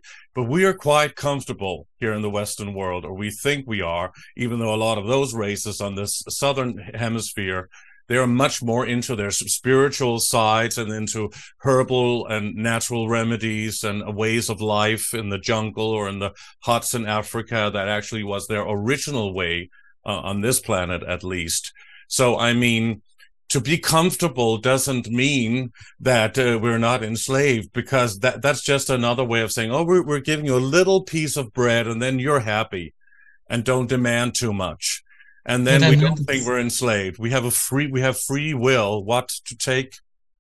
You know has been going on for the last 3 years on this planet. That was not very nice, was it? To put it mildly. And what I meant was that we were not enslaved by the reptilians. We are enslaved by us, by certain people on Earth. What happened was that in the last few years, we also just not long ago see the explosion of the Georgia Guidestones.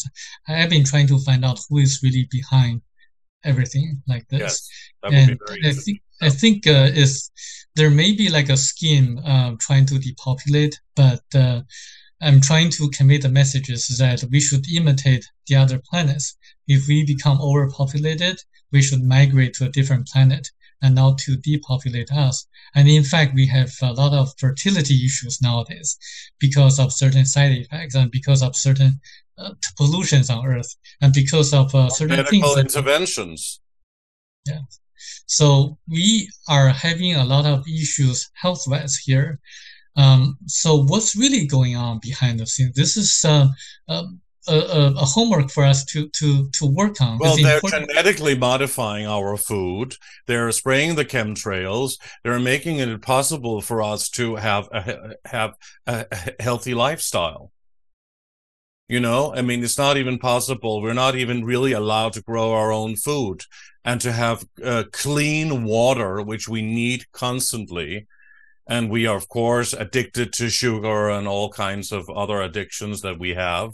And they love that, of course, because then our life cycle will be shorter, and then we can go on a lot of medication, which, of course, well, gives them billions of dollars.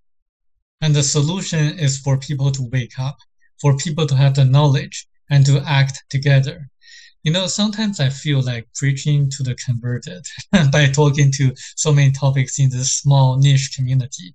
What I'm trying to do is to shed light to the greater population and to use my connections for people to gain such knowledge, but to be objective and to have their own independent thinking on the events that occur around them, for them to brighten their eyes, to really look at the effects of certain things that happen, and not to be really reliant on the mainstream media or the internet for that matter, and just to really look inside and for answers when they see certain things that don't seem to be correct.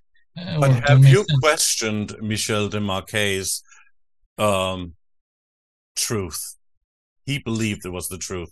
Have you questioned what he went through? Have you been skeptical and been looking at his information objectively? Okay. When I first read a book for the first time, until the chapter Who is Christ, I was skeptical. I was thinking, oh, this is just another book, another E.T. contactees book. It could be true, it could be science fiction, it could be just his imagination. But until I read the book, the chapter on Who is Christ, I was totally convinced that every single thing written in the book is true and has to be true, because there are so many details. It may be hard for people to imagine and to understand, but when you really get into the book, you're going to know what I'm talking about. The details and also the facts that can be verified are just beyond imagination, beyond the influence of psychic drugs or hallucinogenic drugs. It just every single detail has to be true. For example, there's one detail in which it says the moon is actually moving closer to Earth, not farther, because conventional scientific community believes that the moon is moving farther away from us by about 3 or 4 centimeters a year. But this book says in about 198,000 years or so, the moon will crash onto the Earth. Well, supposedly the moon is an artificial object that was driven in here. It's the only object that doesn't spin. That's right. According to the ETs, the moon was actually captured by Earth. And this is like a natural phenomenon. And it's always like this when a planet rotates around a star, and sometimes a small asteroid is captured because of the gravitational force of the planet. And this book is particularly interesting because it also talks about the patterns of the solar systems and universe.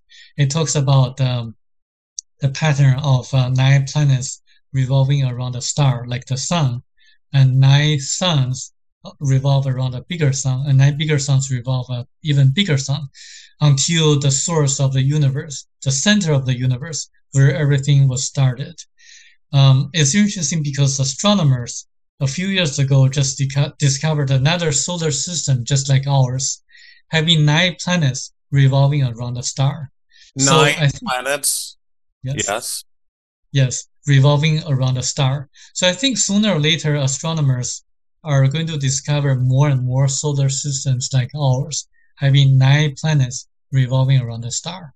Do talk about Egypt and talk about the Great Pyramids and the Sphinx. There are mysterious things about the Sphinx and, of course, who built the pyramids.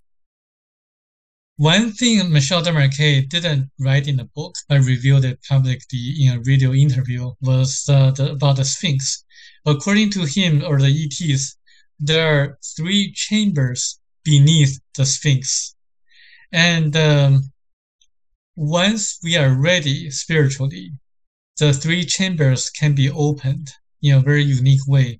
And when that happens, everything will be known to the people of the world. Is consistent with what Edgar Cayce said about the Sphinx.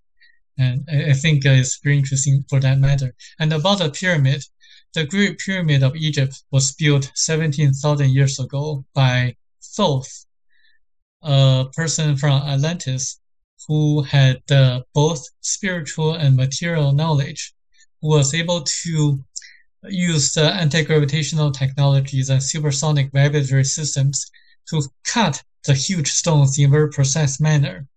And because he had the knowledge, he was able to align the stones perfectly so that the Great Pyramid was actually an energy center that could capture the cosmic and terrestrial energies, so that the users, like the ancient pharaohs, used the pyramid as a tool to communicate with people on different planets, to explore a parallel universe, and to make rain. I find that to be very interesting because the University of Reading in the UK did an experiment by projecting what they call the orgone energy into the sky, into the clouds, so that the ionization would occur and the rain would fall. So the Egyptians used the pyramid to project the energy into the sky, into the clouds, so that the rain would fall. Archaeologists also state that in ancient Egypt, there were a lot of rainfalls in the Nile River region. So everything matches. So I think this book has to be taken very seriously. A lot of people talk about the pyramids being an energy center and that the pyramids were built around lakes or rivers and was closer to the river Nile than what it is today, or at least that there were water there and plantation or lots of trees. That's what a lot of people say, and possibly they could make it rain. Now they do it through HARP, don't they? And in Tromsø in Norway, and also a place in Russia, where supposedly they also do weather manipulation and modification. But in those times, you talked about Thoth, the Atlantean king, who you say that he built the pyramids. And supposedly the Sphinx and the pyramids were built at a very, very different time, not at the same time, right? Michel Desmarquet wasn't told when the Sphinx was built. This is one thing about the book. There are so many things that I really want to know, but wasn't really mentioned in the book. So inside of the Sphinx or underneath, and I've heard this myself being in Egypt and being told by somebody who was guiding me there that they have that underneath the Sphinx. So that's kind of, a lot of people say that. But and there are these secret chambers and places in a special energy field, and you claim, or Michel Desmarquet claimed, that information and that place could be unlocked and be entered once we are spiritually or awakened in a greater way than we are now. Do you think it is a portal? Is it a portal to other realms, to other parallel dimensions, or a portal to the universe or to the stars, other planetary systems? It's just my conjecture, my guess. It's not a portal. It's going to be some kind of a device that can project a holographic film that would tell the histories of the ancient past. Because Michel Desmarquet used the word "everything will be known," and Edgar Cayce used the word "hall of records." Yes, something like that. So like I think the it's Akashic records. yes, like the Akashic, not necessarily the exact Akashic record, but something that would tell the ancient past. And also, this book mentions about the Akashic records, how they were able to access it. The way to do that is to meditate and to really match the vibrations of the cocoon or the Akashic record, which rotates or kind of rotates at the speed 7 times the speed of light. So if you really want to access the Akashic record, 7 times the speed of light is the key. Match that vibrations and you will be able to access it. So, and it also talks about the time machine. Wow, some people say they can go directly in there and download messages. We've had somebody on the show also who go into the Akashic records and get information. That's at least the claim. What Michel Desmarquet experienced when his astral body visited the ancient past, the Akashic record, was that he was able to experience everything and feel the feelings of all the other people around or at that time. And he was able to observe, and just like in real day life, even though he wasn't able to influence their thinkings or change anything. And it's like, according to this book, the Akashic record is formed when a planet starts or was formed, and they started to rotate like 7 times the speed of light, recording everything happened on a planet. So it's like a hall of records, or maybe like a recorder of the events that happens on a planet. Before you talk about the Bermuda Triangle and what that really is, please tell us if Michel Desmarquet revealed something to you that nobody else was supposed to hear, some secrets that we would love to hear. He did. After my first visit, I was trying to get a book published, finalize the agreements. I received the email. He says he was totally astonished. I don't know whether that's true or not, but he said that he received a telepathic message from the E.T. from Tao, that he was given permission to tell that one thing he was not allowed to write in the book. But I had to go there personally to meet him in person so that he could tell me face to face. That time I learned that the second trip I went there, and that's when I learned that the reason was that he didn't know how to type. He didn't know how to use a computer. If he sent a message to me by email, his Vietnamese niece would have known that. So that's why I had to fly there and meet him in person. And he told me that one thing, and he told me that not to reveal to anyone else because Tao told him so. So I have to keep that promise. But what he didn't tell me was that I couldn't write an article revealing as many clues and hints as possible about that one thing. So that's what I did. I wrote an article. It's posted on my website. The title of the article is Will Jesus Christ Come Back? The Second Coming of Christ. So that's the title, something about that. That's the title of the article. So I revealed as many clues and hints as possible without directly telling everyone what that is about. But some people claim that they'll fake a new coming of Christ soon in order to make a one world religion that is in full alignment with a new world order, totalitarian thing, and they'll use methods, not just the climate change crisis, but also to stage a fake alien invasion through Project Bluebeam. Well, I always thought that like a staged fake alien invasion was possible and was going to happen. But Shane Sedore, Sedore, he had a different theory. When no one talks about a plan, then the plan would be realized by the Illuminati. But when everything expecting that to happen, when the plan is talked about by so many different people, they would change the plan, and that wouldn't happen. So I kind of like think this is kind of like a psychological warfare. That whether that's going to happen or not, I don't know. But they also talked about something long before something happened a few years ago. And they also talk about climate lockdowns and 10-minute cities, the whole UN Agenda 21, now first UN Agenda 2030. But UN Agenda 21, that agenda plan that they have done a long time ago, and they kind of made public in the Rio conference in 92. I kind of believe that that's a possibility, but I have no proof. I have no evidence. What I'm trying to find out is that who are the people behind the scenes if they're trying to plan this.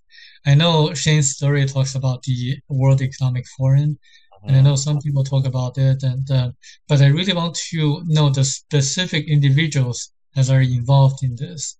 If you have any information, please let me know. You know some of them, of course, in World Economic Forum, Klaus Schwab, and a lot of those people, and there are many people who are out there, at least in front of the cameras talking, and of course there's a lot of people behind the scenes, we know that, but there are still these front men, even though we also know that there's a lot, maybe some of them are puppets, Bill Gates might be a puppet, you don't know, and a lot of those people there. Klaus Schwab is certainly taken right out of the storyline of Star Wars. He even wears the Emperor's clothes.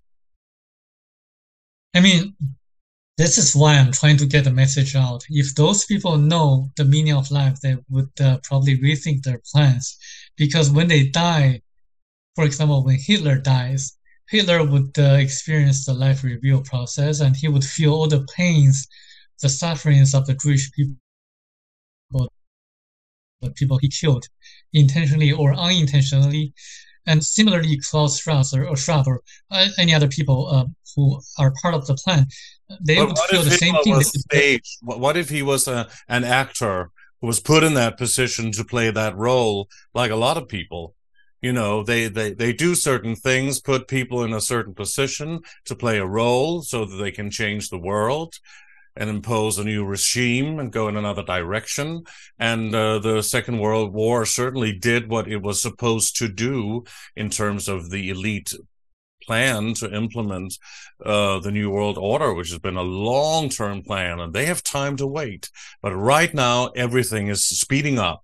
Everything is happening at rapid speed, and we are at some very changing times. This is the Kali Yuga. We are exiting the age of Pisces, and we are in the age of Aquarius now in astrological terms.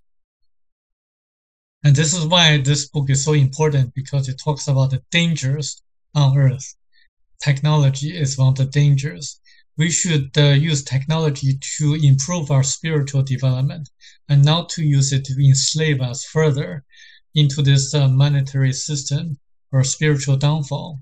And this is why, I've been trying to focus more on developing technologies to be able to read the auras. Because once you're able to read auras and interpret them, you're able to see immediately whether a person is lying or not, and to make better choices when you vote. The 2 politicians or 3 politicians, which one is more sincere. And also it can pre-diagnose certain diseases as well. But do you think they'll take the ability away from people to even project an aura through this whole AI agenda, artificial intelligence, and where they want to create robots, human robots, out of all of us, basically? I don't think they're able to prevent the emission of the auras from people, because every living being, or like plants or animals or human beings, they all have auras. Auras are human energy fields of life beings. If something is alive, then it has an aura. Even like stones or objects, they also have a different kind of aura. So this is like an energy field that cannot be eliminated. So I think they're in vain trying to do so if they try to do so. But if anyone can see auras, please contact me because I'd like to learn more about it. And I think certain people do have certain technologies to really project a lot of things and to influence people's mind, what they would call the magic. And this book explains how they do that. And before we go into mentioning how people can actually read the book for themselves and purchase it and get into the material, because that obviously will give them a whole other view of what he talked about and what he experienced and all of what you're saying. Do tell us about the secrets of the Bermuda Triangle. What is that all about? So when Michel Desmarquet was taken from his house, he was actually lifted up to the mid of the air, and where he saw this beautiful 9 or 10 foot tall blonde E.T. That immediately he felt compassion and love from this E.T. And he was told that they entered into a parallel universe. That's after Michel Desmarquet saw that everything, the environment changed out of a sudden.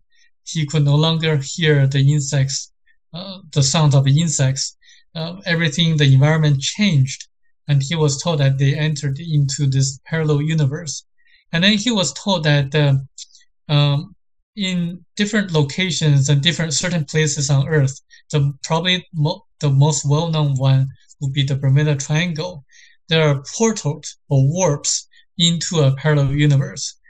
Planes, ships, or people who are near these portals or warps, they get sucked into this parallel universe where time stops, and people, once they're inside, they don't feel hunger, pain, or thirst. They're forever stuck there. And the ETs use this parallel universe as a hiding place. They come in and out of the parallel universe so that people on Earth don't see them. So this is why, like, David Paulides, a well-known researcher in the U.S. who wrote the famous Missing 411 series of cases where people suddenly just gone vanished in national parks in the U.S. and Canada. He made the UFO connection to the clusters where people frequently gone vanish, because the ETs use this natural phenomena as a place where they can hide so that people on Earth don't see them.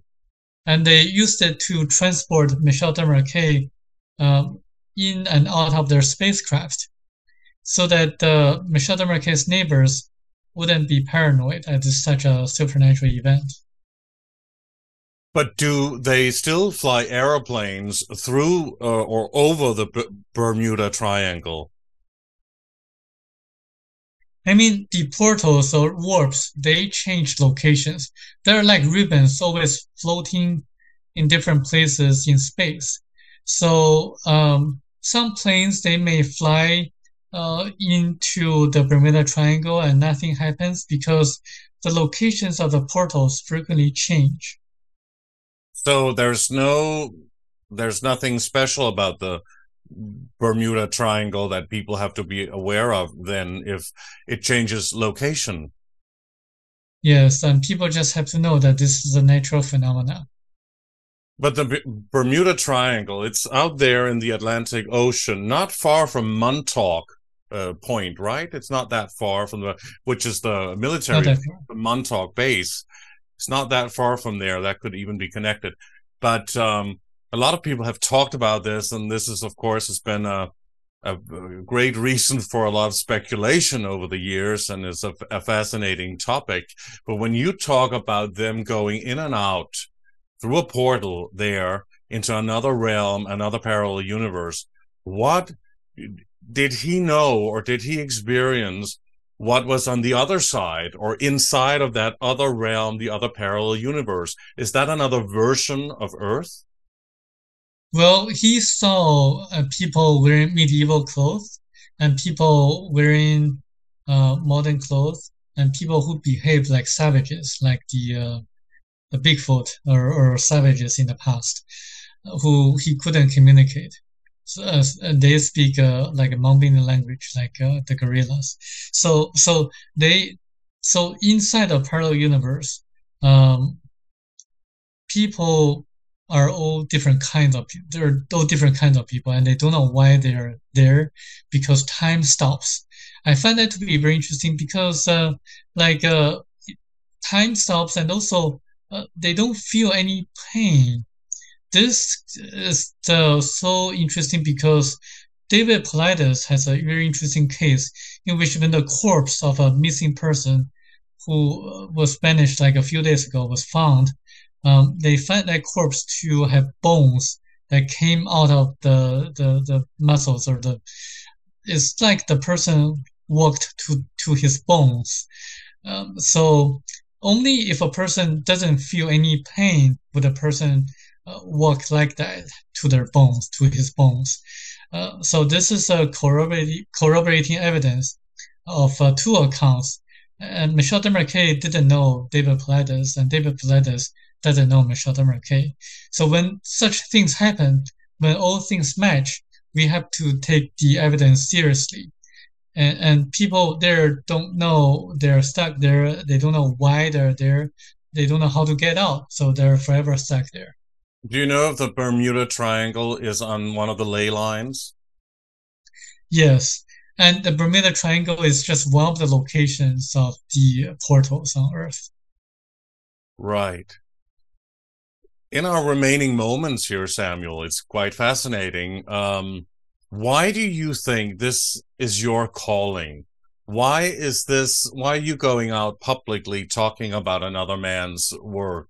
What is in it for you? Why do this? I think this is my life mission because I really want to change the world for the better. Because the past is fixed, as Michel Desmarquet went to the past. He couldn't change the past.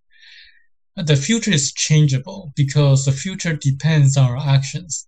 We are just like looking at ants. The ants are walking to the directions or different directions, and sometimes we know that there are certain obstacles, but the ants can change the directions, and we can change the directions of our actions. It really depends how we respond to the challenges that we are now facing. And the other reason is that I know that one thing Michel Desmarquet didn't write in the book.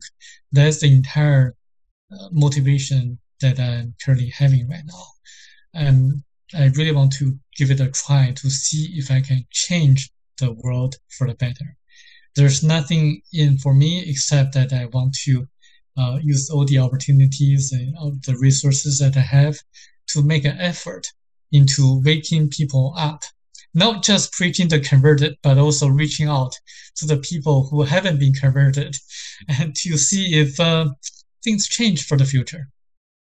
What is your best message for people listening to all of this and have heard both sides, the skepticism and me asking you a little, some critical questions and everything you've been saying?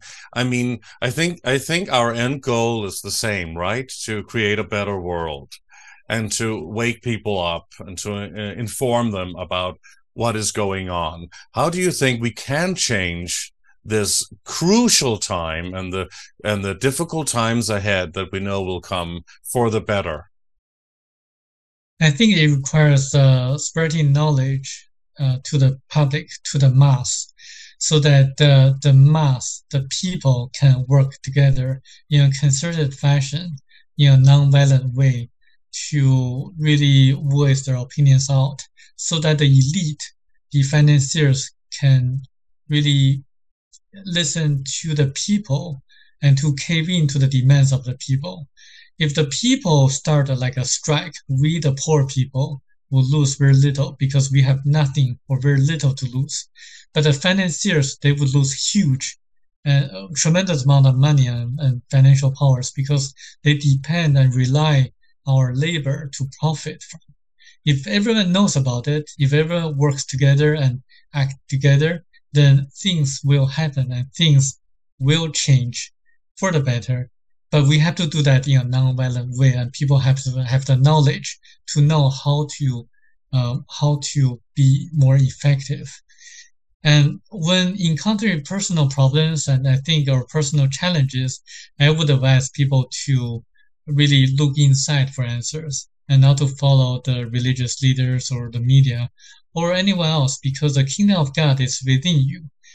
Through meditation, through prayers, you can really connect to your higher self directly. And your higher self is connected to the source. So when the solutions are good for spiritual development, the solutions will be provided to you, whether through dreams or through your intuition or through other means. So this is my advice, and I hope everyone can spread the words and read the book and pass the knowledge and information on to as many people as you can. And if you have any questions, you can also contact me as well. And my goal is to really wake as many people up as possible. And it takes courage and bravery to stand in your truth and dare to not just follow all of the others in the world, right? And to be a little bit, let's say, unique in this world. But we are a growing number of people who are waking up, and there are many who are awakened to a lot of different truths, but the same truth that everything we've been told is not, well, is a lie, basically. And that creates a new understanding, huh? Yes, and I hope everyone can be objective and look at the evidence. When speaking out certain things, look at the foundations, whether the source is credible or not, and also look into your heart to see whether your intuition goes with the facts presented or not. How can people purchase or get a hold of Michel Desmarquet's book, and how can people contact you? People can find the book on Amazon by searching Thiaoouba Prophecy, or just search on Google as well to find the e-copy. People can find me on Facebook by searching my name, Samuel Chong, and also maybe type the word Thiaoouba to find me, because I've been speaking publicly about the book, and it's very easy to find me on YouTube. Great. You know, it's been really fascinating and wonderful and really in-depth and a bit challenging also. I hope it's been a good debate well, between us, and I hope the audience have enjoyed that. I certainly have, and it's been a great pleasure and thrill to meet you and to have you on the show, and I want to thank you, Samuel Chong, for being on Age of Truth TV. Thank you. Hopefully we can have another discussion or debate on different topics. For example, the Illuminati. The what?